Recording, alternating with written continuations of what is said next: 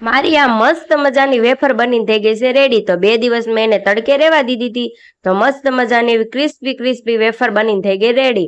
અને આપણી વેફર કાળી પણ નથી પડી. તો એના માટે છે ને આપણે 7 થી 8 પાણી બટેકાને પહેલા વોશ કરી લેવાના.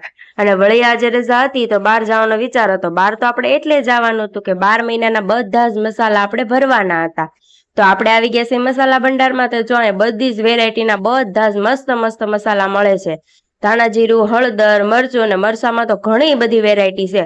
ફૂલ તીખું, મીડિયમ, મોળું, કાશ્મીરી, એકદમ સરસ મરચું છે. 12 મહિનાનું તમે સ્ટવ કરી શકો એવું મસ્ત મજાનું મરચું પણ છે. અને સાથે સાથે અહીંયા ઘઉંની ઝીણી સેવ પણ પાડી દેવામાં આવે છે, એ પણ મજૂરી ઉપર. અને વળી પાછા ઘરે આવ્યા તો રોજ રોજ રાંધવાની માથાકૂટ તો હોય જ તે. તો હાથમાં લઈ લીધો ભીંડો. રસોડામાં આવીને મસ્ત મજાના રાઈ જીરુંથી વઘારેલા ભાત બનાવી નાખ્યા.